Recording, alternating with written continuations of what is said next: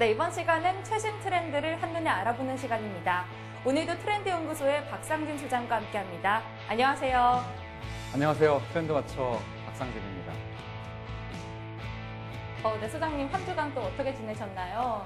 한 주간 아주 많은 고민을 하면서 지냈습니다, 사실. 어떤 고민을 또? 오늘 소개해드릴 내용에 대해서 어떻게 해야 시청자분들께 좀 쉽게 전달할 수 있을까? 이런 고민들을 하느라 사실은 좀 마음 무겁게 지냈습니다. 아, 그래요? 오늘 네. 내용이 좀 어렵나요? 네. 어렵습니다. 네. 그래서 최대한 쉽게 얘기를 해보려고 네. 나름 숙제는 했습니다만 네. 숙제에 대한 그 성적표는 어떨지 모르겠습니다. 일단 저를 이해시키시면 됩니다. 아, 네, 제가 또 알겠습니다. 시청자 대변인이니까요. 네. 네네. 네, 그럼 오늘의 주제 화면으로 만나보시죠. 2017년 이 사람을 주목하라. 인간의 꿈을 조각하는 목수 김진송부터 동양인이라는 장벽을 넘어 미국 브로드웨이에서 활약 중인 한국계 미국인 뮤지컬 배우 마이클 리. 자연 친화적이고 창의적인 바위집을 탄생시킨 건축가 집단 BUS. 로봇공학의 새로운 길을 개척한 전지원까지. 오늘 트렌드 가이드에서는 2017년 주목해볼 만한 이 피플들을 소개합니다. 네, 오늘 주제는 2017년 소비 트렌드를 이끌 이 피플입니다. 지난 시간에 이어서 이 시리즈를 가지고 오셨는데요. 오늘은 인물에 주목하신 이유가 있을까요? 아무래도 트렌드는 결국 사람을 향한 것이든지 아니면 사람으로부터 나오는 것이든지 둘 중에 하나입니다. 사람에 의한? 그렇죠. 사람에 의한? 네. 하나를 얘기하니까 세 가지를. 제가 많이 배웠습니다. 네, 좋습니다. 네. 그래서 항상 트렌드는 그 트렌드를 이끌어가는 사람 혹은 그 트렌드를 만들어가는 사람 또 가장 먼저 수용하는 사람 이렇게 이제 나눠져서 나타나게 됩니다. 그 중에서 오늘은 트렌드를 이끌어갈 것이다 라고 기대가 되는 사람들을 제가 한번 모아봤습니다. 네, 사실 요즘 같은 전국에서는 뭐 당연히 정치인들이나 언론인들이 화제에 오를 수밖에 없는데요. 하지만 이번 시간에 저희가 주목해볼 만한 인물들은 또 어떤 분야의 인물들인지 궁금해지는데요. 네, 어떤 면에서 보면 지금 가희 씨가 얘기하신 손석희 씨와 같은 인물들일 것 같아요. 다른 점이 있다면 각각의 분야에서 새로운 것들을 보여주는 사람들입니다. 그 사람들을 네. 제가 제 소개를 네. 하겠습니다. 네. 어떤 사람들이냐, 네. 그들의 공통점은 무엇이냐. 답이 있네요. 네, 네. 링크드인이라는 곳에서 네. 그런 걸 물었어요.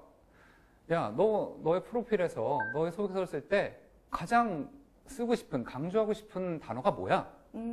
이렇게 사람들한테 물었습니다. 네. 물론 이거는 조금 됐습니다. 왜냐면 트렌드를 이제 끌어가는 쪽에서의 질문이었기 때문에. 네. 근데 이제 현재에 적용되는 거죠. 네. 보시면 알겠죠?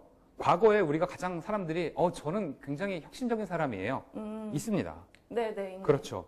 그리고 전문가예요. 네.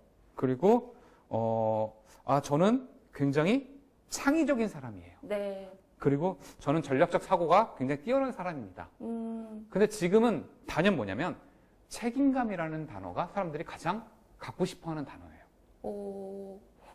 그래서 이 말은 사실은 바꿔 생각하면 이 사회가 네. 많은 부분에서 책임감이 없다라고 사람들이 느낀다는 거죠.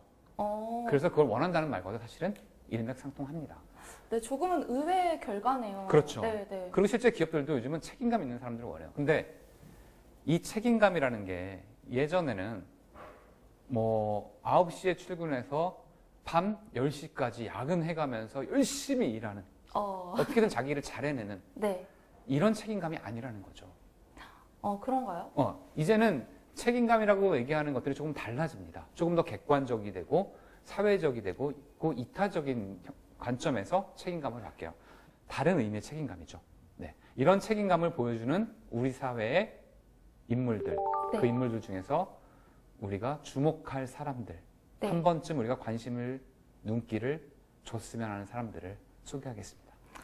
자, 그럼 2017년 소비 트렌드를 이끌어 나갈 이 피플, 그 첫 번째 인물부터 만나보겠습니다.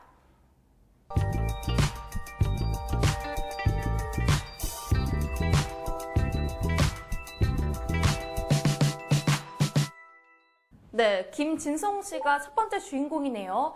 이분을 선정한 이유가 무엇인가요?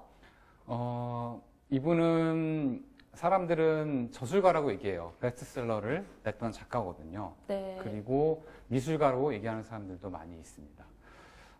제가 보는 김진송 씨는요, 일하는 인문학자? 일하는 인문학자. 네. 네. 그게 어울리는 사람인 것 같습니다. 사실 저는 잘 모르는 분인데, 이제 소장님 설명을 들으니까 어떤 분인지 감이 잘 안 오거든요. 좀 구체적으로 말씀을 네네네. 드려야 되겠네요. 김진송 씨가 주목을 받게 된 건 사실은 2007년 장흥에 있는 경기도 장흥에 문을 열게 된 하나의 테마파크 때문에 그랬어요. 그 테마파크를 이제 디자인하고 거기에 이제 건축물을 넣었거든요. 네. 그게 뭐였냐면 목마와 책벌레 이야기라는 아이들 놀이터 같은 그런 곳입니다. 이분이 나이 40살에 목수가 되셨어요.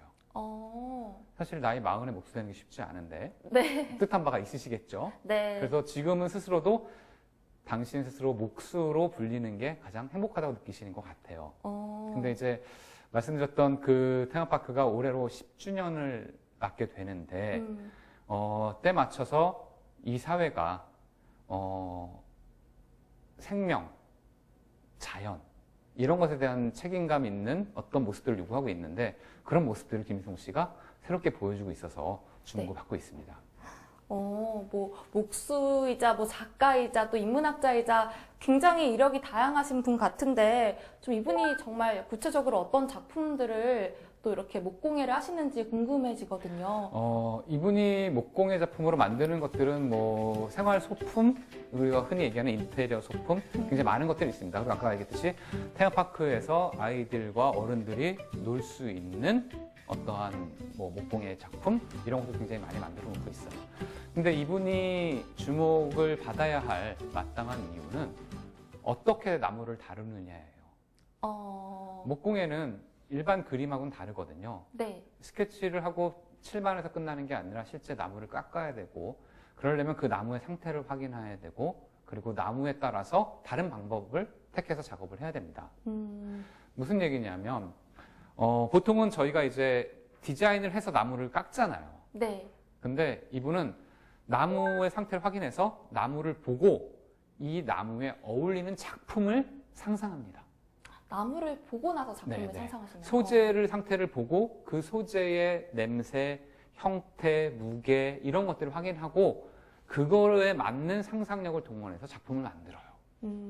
그러니까 소재, 친환경 소재라는 나무를 다루지만 실제 소재뿐만이 아니라 그걸 다루는 태도조차도 다른 거죠. 그러다 보니까 이분의 작품이 네. 사람들에게 주목을 받는 거고 그리고 목공예에서도 새로운 어떠한 네. 그 이슈 책임감 이런 것들로서 조명을 받고 있는 겁니다.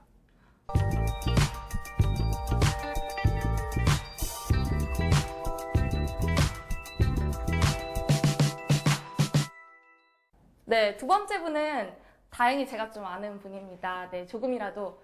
네, 뮤지컬 배우 마이클 리씨인데요. 제가 얼마 전에 한 종편의 프로그램에서 봤었거든요. 네. 어떤 프로그램이었어요? 이제 오디션 프로그램이었는데 네네. 그분이 이제 직접 그 오디션에 참가하신 건 아니고 네네. 심사위원으로 나오셨는데 좀 이렇게 따뜻하고 또 그러면서 냉철한 심사평으로 사람들이 좀 이렇게 좋아하는 그런 이미지를 보여주셨더라고요. 뭔가 좀 고급진 심사평을 네네네. 그랬을 것 같아요. 저는 보지 않았습니다만. 마이클 리는 뮤지컬 배우로서 굉장히 유명한, 굉장히라고 말하는 게 이제 뭐 사람들은 차이는 있겠습니다만, 유명한 이미 배우가 됐는데요. 그런데 마이클 리는 연극이나 음악, 이런 것들을 전공하거나, 뭐, 공부하거나 이런 사람이 아니라 심리학을 공부한 사람이었어요. 심리학이요? 네. 네. 그런데 굉장히, 네. 뮤지컬 배우로서 성공을 했습니다. 근데 그 이유는 뮤지컬의 어떤 그 형식 중에서 송스루 형식이라는 게 있어요. 뭐냐면 대사가 없이. 많이 필요하지 않은 거의 없이 네. 표현을 할 수 있는 형식이에요. 근데 여기서 주목을 받게 된 그 핵심이 심리학인 거예요. 그 자기가 연기를 해야 되는 인물에 대한 분석, 이해, 그리고 그것을 스스로 내재화시키는 힘. 이런 것들이 사실 굉장히 컸던 거죠.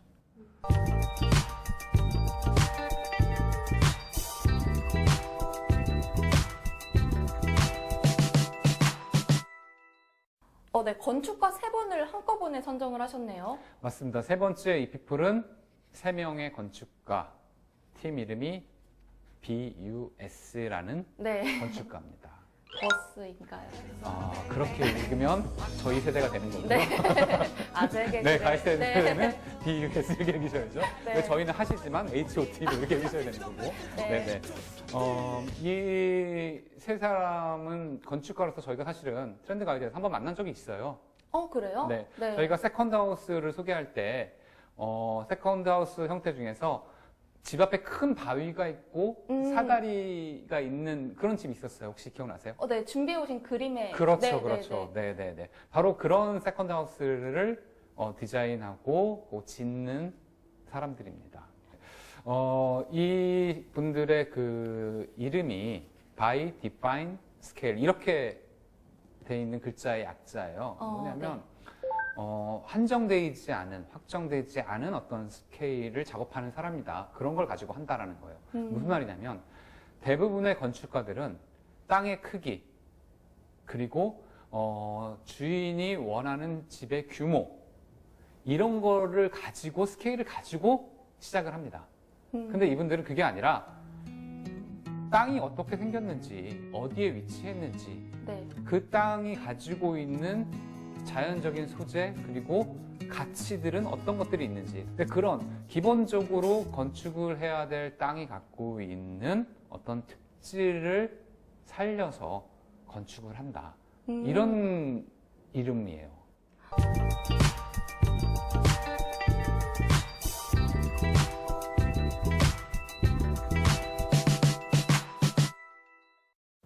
네 번째 인물은 전지원 씨라고 하네요. 이분은 로봇과 관련된 일을 하시나 봐요. 그냥 젊은 공학도예요. 네, 로봇 공학도. 그런데 로봇이 어떤 로봇이어야 하느냐에 대해서 새로운 관점을 갖고 있는, 새로운 관점을 제시한 그런 네. 공학도입니다. 크게 두 가지 측면에서 기술의 발달을 가늠합니다. 첫 번째는 얼마만큼 사람을 닮은 로봇이냐 라는 관점이 있고요. 또 하나의 관점은 얼마만큼 사람의 능력을 향상시키게 도와주는 로봇이냐. 이렇게 이제 두 가지로 구분을 합니다. 네. 근데 사람들이 저희가 이제 가끔 SF 영화 이런 거 보면 로봇을 두려워하는 인류 사회를 그리는 영화들이 나타나요. 사람은 닮은 로봇, 사람을 대신하는 로봇 때문에 두려워하는 거예요. 왜냐면 자기 존재감이 없어지는 거죠. 맞아요. 네. 근데 이 전지현 씨가 주목받는 이유는 바로 그겁니다. 왜 로봇에 관한 기술은 그렇게 발전을 해야 되느냐? 인간을 더 이롭게 하기 위한 로봇으로 가면 되지 않겠느냐? 왜 꼭 사람을 닮은 로봇이어야 하느냐? 우리가 기후를 개선시키거나 식물의 재배 환경을 개선시키거나 뭐 이런 것들을 할 수 있는 아주 마이크로한 기술이 집약된 그런 형태의 로봇, 그리고 사람들이 편리하게 휴대하거나 이동시킬 수 있는 것이면 네. 좋지 않겠느냐. 이런 관점에서 요즘 주목을 받고 있는 공학도입니다. 네, 오늘 트렌드 가이드에서는 2017년 소비 트렌드를 이끌 이피플을 선정해 봤는데요. 올해는 이분들의 행보를 한번 주목해보면 어떨까 싶은데요. 지금까지 트렌드 연구소의 박상준 소장과 함께했습니다. 고맙습니다. 감사합니다.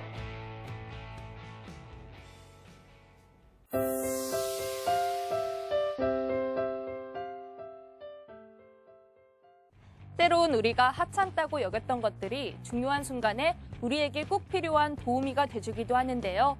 물건을 고정하거나 감는 데 쓰는 노란 고무줄은 청소와 보건의 달인이라고 합니다. 또 집 한 구석에 쌓인 신문지 역시도 습기 제거의 마왕이자 청소의 특효약이라고 하는데요. 오늘 리빙 가이드에서는 처치곤란 노란 고무줄과 신문지로 집안을 청결하고 깨끗하게 만들